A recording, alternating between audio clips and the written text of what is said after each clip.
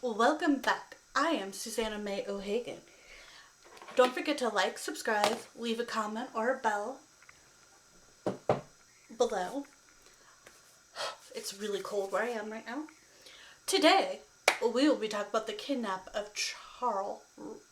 Charley Ross, the first.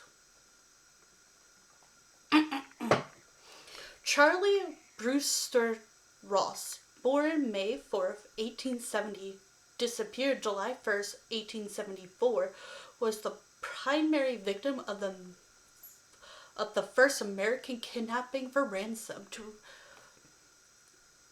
receive wristband media coverage. His fate remains unknown. Remind you, we are in 2025 right now, which is when I'm recording this. It is the January 5th, 2025 at 6:20 p.m. Okay. Yes, this might be old or pre-made. I don't know. We'll see what happens. I'm so cold, I don't even know if I can continue. His fate remains unknown, and his case is one of the most famous disappearances in U.S. history. I actually never heard of this case until recently, so I'm surprised.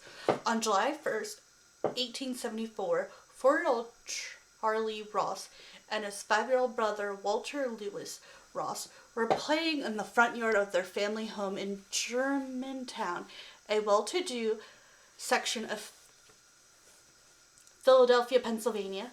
A horse-drawn carriage pulled up to the residence, and the boys were approached by two men who offered candy and fireworks if they would take a ride with them. Those two men were unknown to the boys, as they had been visiting with Candy in the days preceding July 1st. So the boys agreed and were transported through Philadelphia to a store where Walter was directed to buy fireworks inside with 25 cents. $6.73 today given to him. Probably even more now, because I think this wasn't even 2025. Walter did so, but the carriage left without him. Charles Ross was taken away and never seen again.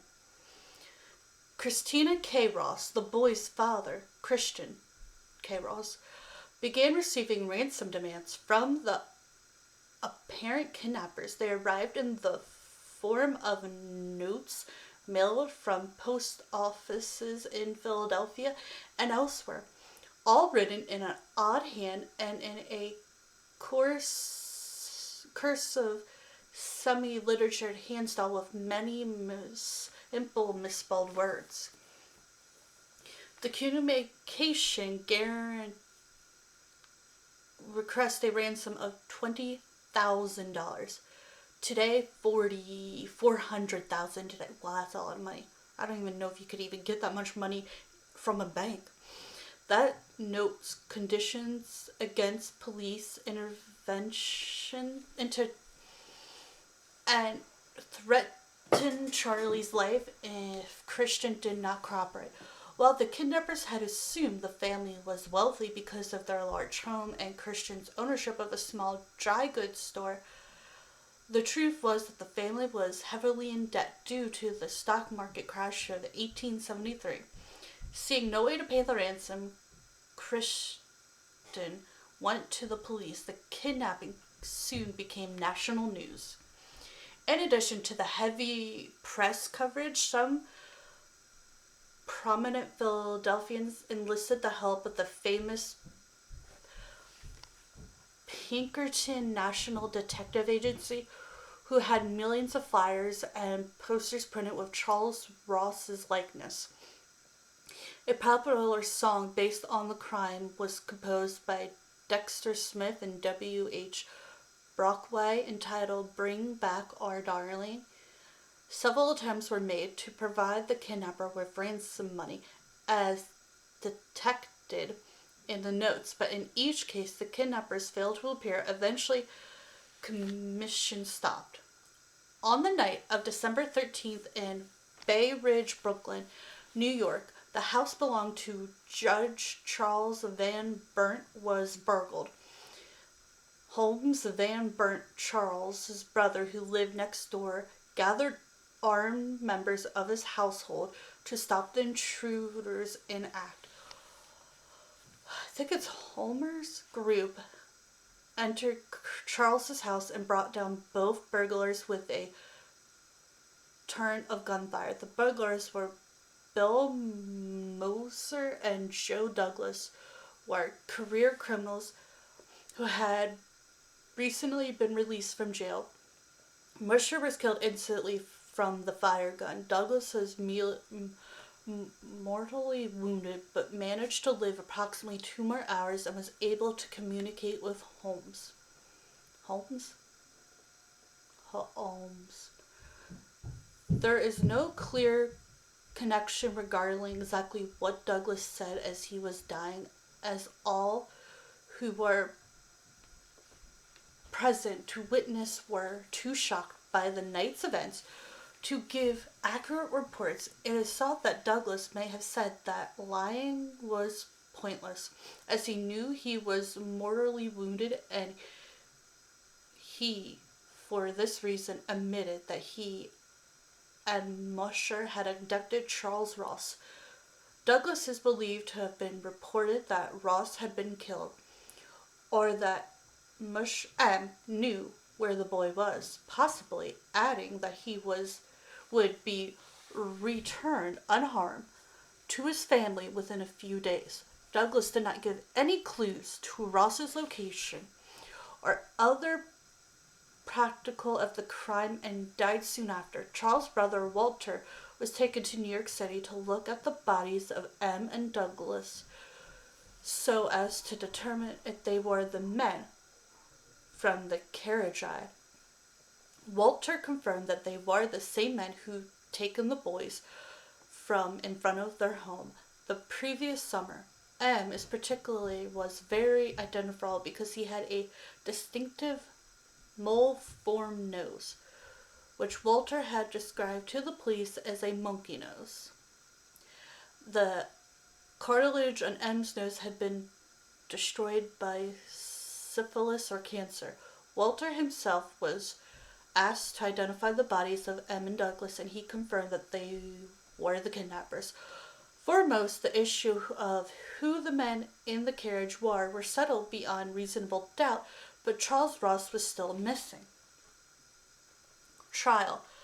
Former Philadelphia police William Westervelt, as known associates of M, was arrested and held in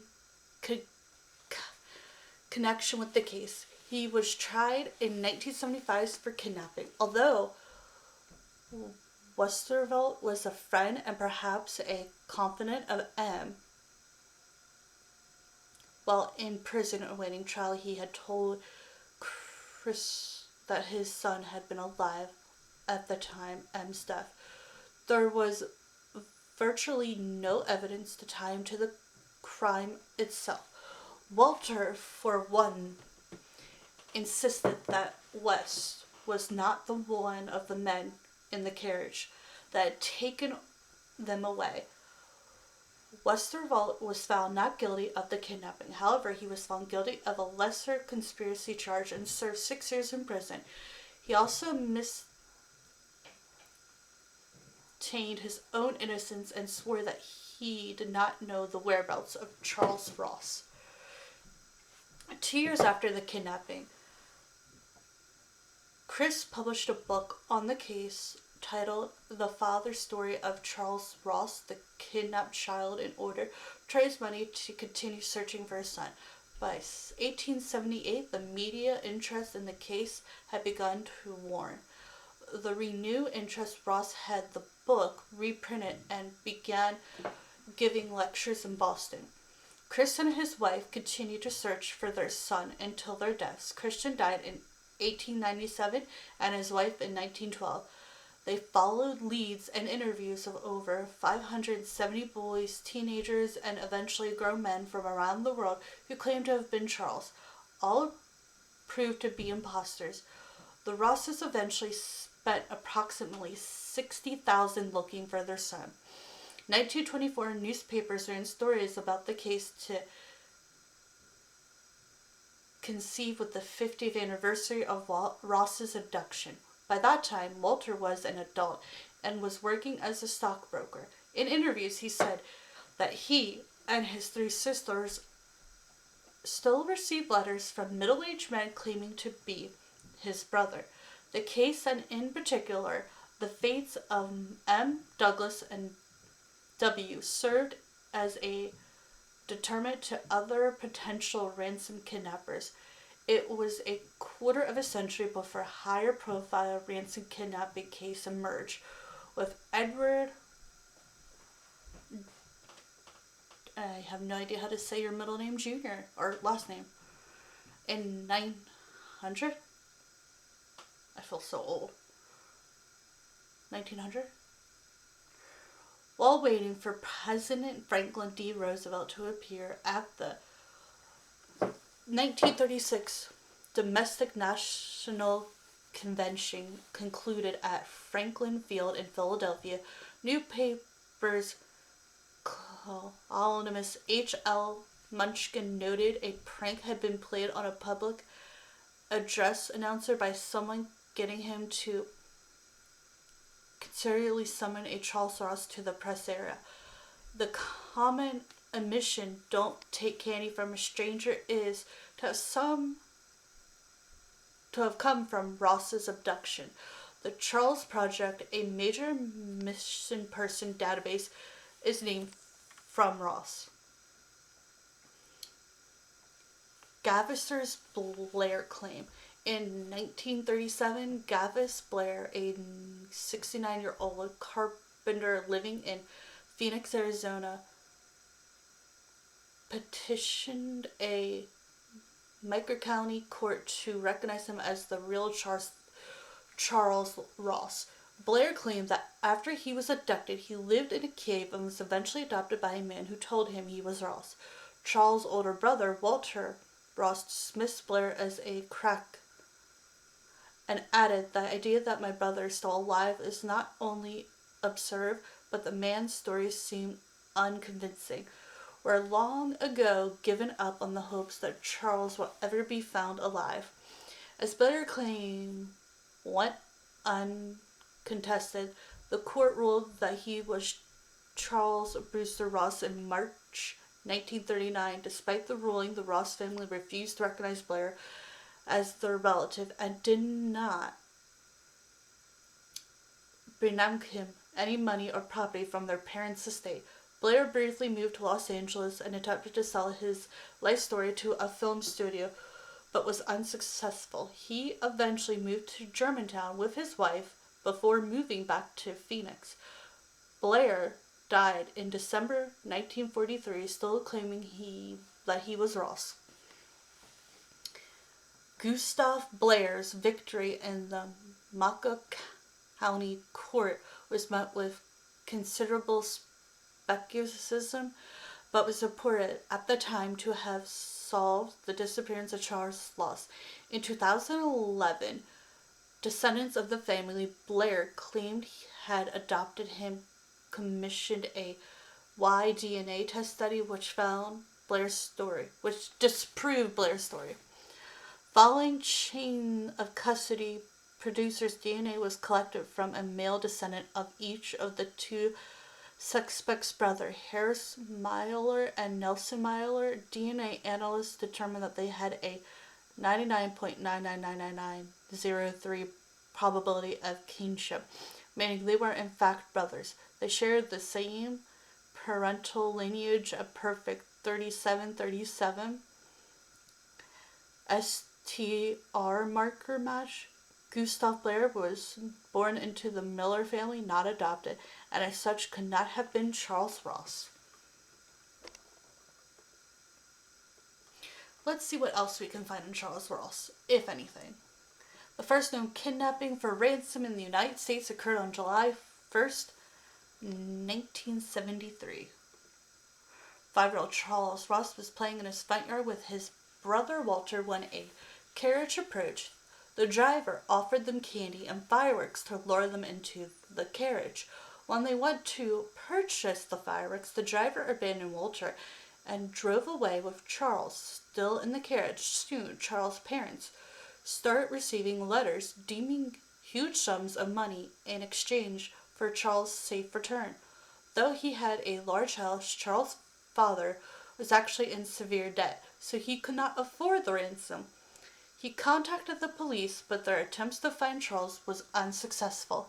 It wasn't until the police investigated other kidnappings later in the year that they were able to identify the abductor. When they found a ransom note relating to the Vanderbilt kidnapping, they were able to match the handwriting to that from the Charles Ross kidnapping. The handwriting matched a fungicide named William Mosher.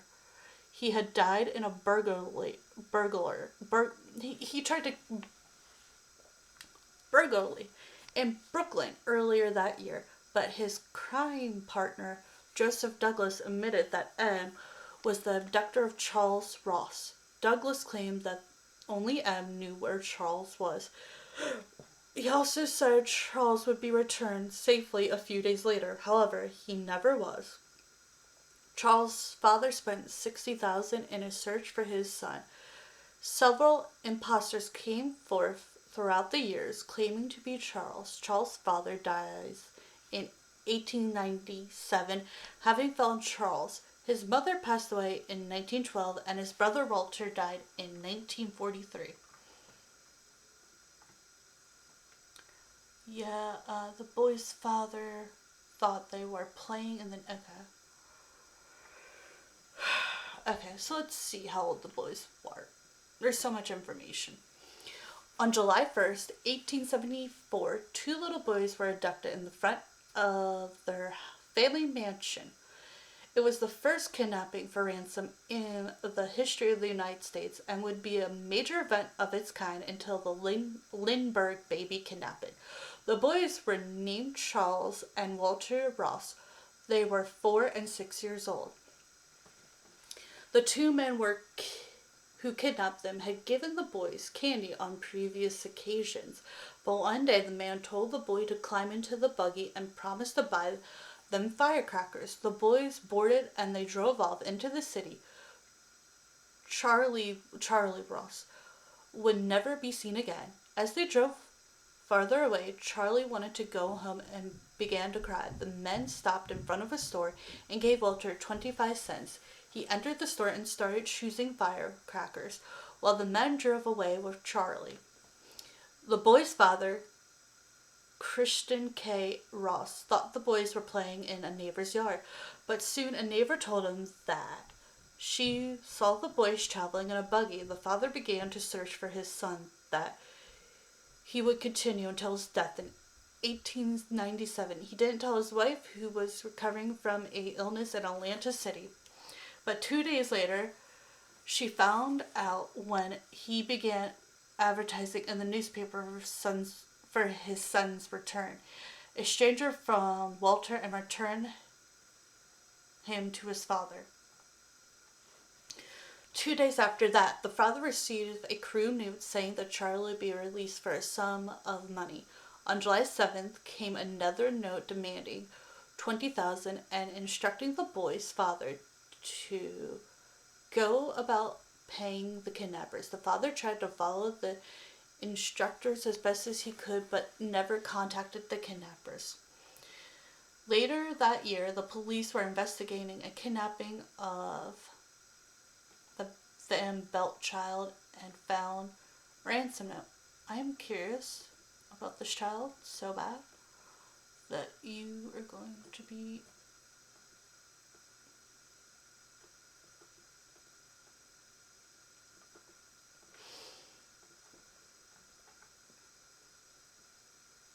I'm trying to figure out.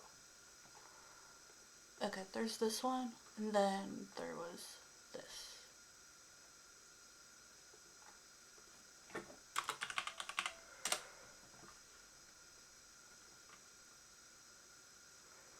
Okay. I'm trying to see where we left off. So this is what Charles looked like. I guess he had like curly hair, the old timey outfits. Court identifies Charles lost, but family disowns him. Question is, why did the court just randomly agree without any proof? Is there no proof back then? Oh, this is like a PDF. I wonder what this will look like. Now I'm curious, because like, yeah, no, it's not really working. Unbelievable fact about the first kidnapping for ransom in the United States. Okay, let's see if there's unbelievable facts, or do we already know everything? Don't take candy from strangers. Your parents might have told you this when you were younger, but you probably never considered where the connection came from. The grim origins of the phrase lie with a 4-year-old named Charles Ross, who was abducted in 1874. The kidnapping of Charles Ross shocked the nation. Perhaps the children was targeted for his family's summed wealth. His father, C. Ross, owned a fine house in Philadelphia, Germantown area, though the family was actually in debt. However, the motive on July 1st, 1874, Charles and his older brother, Walter, were playing in the front yard when they approached by 2 men in a horse-drawn carriage. The 2 men offered the boy candy and invited them for a ride. They accepted, and later that day, Walter was returned to his parents, but Charles wasn't. Soon, disturbing ransom notes began arriving. So here's the thing about this whole thing, is back then, I guess because it was back then, they didn't have like kidnapping, like ransom, kids played outside without the parents being overprotective. Like my kid, when she was younger, I would like I'm watching you, like you're with me 24/7. My kid is with me still. She's just upstairs, and if she goes somewhere, she would tell me. But my point is, Richard II discovered that. Oh, this is different. Why is this in here? I think it accidentally got in here. Let me see what else we have. And Charles Ross. And, like, back then, my guess is kidnappings didn't happen because that was the first one for ransom. I wonder what the first kidnapping was, though.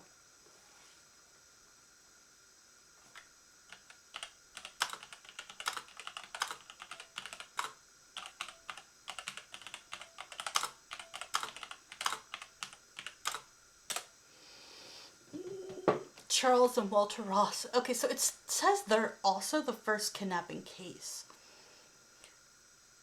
So,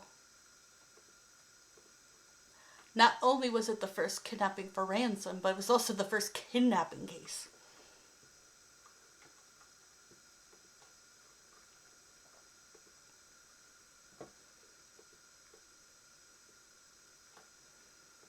So I was very curious about that because it's like,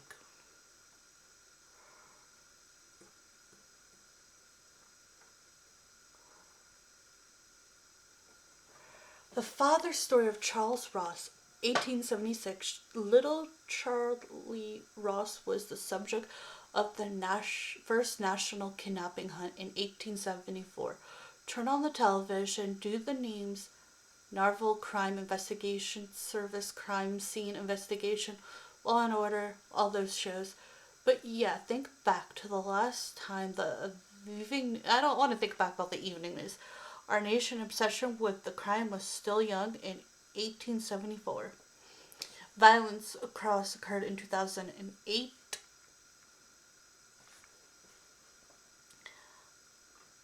Okay, Washington Line in Germantown was the site of Charles Ross kidnapping.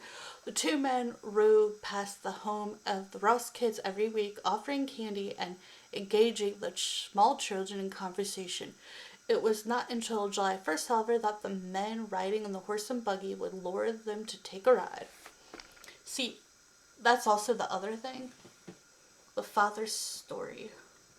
An article written in the New York Herald touched upon this absurd, never within the history of the Quaker city has a circumstance arrived that was so wildly misnorfifies its public press, or that has called to Philadelphia a great number of occurrences for elsewhere, so great it is important, and so direct its bearing upon the human family in general. Not no particular of the affairs should be able to express public assertion, nor should any of its details be passed. Where am I on? Now I've lost where I am.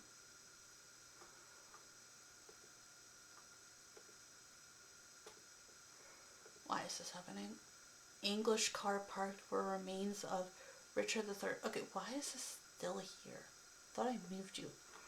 So some people say this is what he would have. This is his brother, that's him.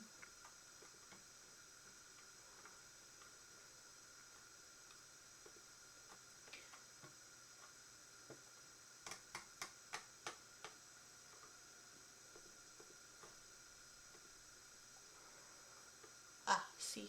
There's Walter, his brother. So, yeah, they're the first kidnapping case as well. Okay. Wait. Edward Char.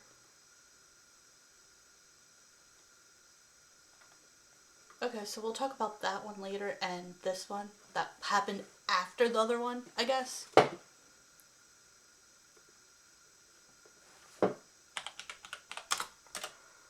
Because apparently there is a case. But I don't know, like, it's hard to find some of this stuff because it's so old.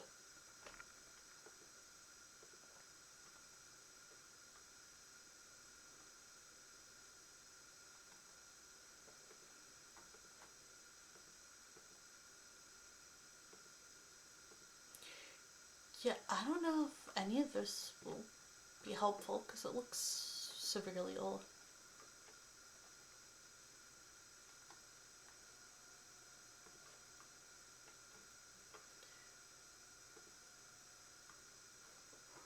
I'm trying to find it.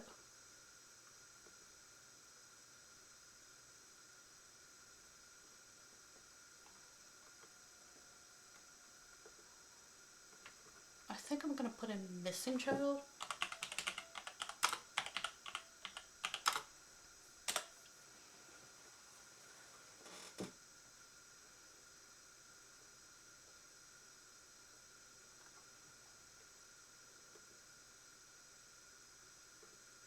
Now I'm confused. I typed in exactly what it said and I have like hardly anything.